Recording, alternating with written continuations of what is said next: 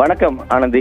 அதாவது பாமக நிறுவனர் டாக்டர் ராமதாஸ் மற்றும் அவரது மகன் அன்புமணி ராமதாஸ் இடையே கருத்து மோதல் சுமார் 6 மாதங்களாக நிலவி வருகிறது. இந்த நிலையில ராமதாஸ் மற்றும் அன்புமணி அணிகள் என இரு பிரிவுகளாக செயல்பட்டு வருகின்றன. அடுத்தடுத்து இந்த தொடர் ராமதாஸ் மற்றும் தந்தை மகன் இடையே மோதலை தொடர்ந்து நேற்றைய தினம் ராமதாஸ் தலைமையிலான சேலத்தில் நடைபெற்ற பொதுக்குழுல இந்த சிறப்பு பொதுக்குழுல அதாவது ராமதாஸின் மூத்த மகள் ஸ்ரீகாந்திமதியின் மகன் சுகந்தன் அன்புமணிக்கு எதிராக பல்வேறு கருத்துக்களை பேசியதாக கூறப்படுகிறது. இந்த கருத்துக்கு திண்டிவனம் பகுதியை சேர்ந்த அந்த அன்புமணி வந்தால் முற்றுகையிடுவேன்னு சொல்லிட்டு ராஜேஷ் ராஜி என்கின்ற ஒருவர் பதிவிட்டிருந்தார். அதாவது முகநூலில் பேஸ்புக்ல மக்கள் தலைவர் ராமதாஸ் அன்புமணி எதிராக பேச தகுதி இல்லை அப்படின்ற மாதிரி ஒரு தகவலையும் சொல்லியிருந்தார்.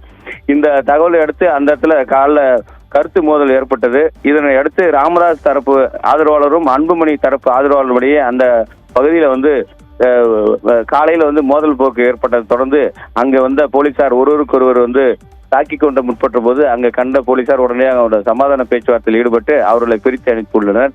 தொடர்ந்து இதே போன்று அடிக்கடி அந்த பகுதியில திண்டிவன பகுதியில ராமதாஸ் மற்றும் அன்புமணி ஆதரவாளர்களுக்கிடையே அடிக்கடி இந்த மோதல் போக்கு தொடர்ந்து நீடித்து வருவதால் அந்த பகுதியில ராமதாஸ் இல்லத்திற்கும் மற்றும் அங்க வன்னியர் சங்க அலுவலக கட்டிடத்திற்கும் பாதுகாப்பு பணிகளும் போலீசார் அடிக்கடி அந்த ரோந்து பணியில் சென்று ஈடுபட்டு வருவதாக தற்போது முதற்கட்ட தகவல் வெளியாகியுள்ளது.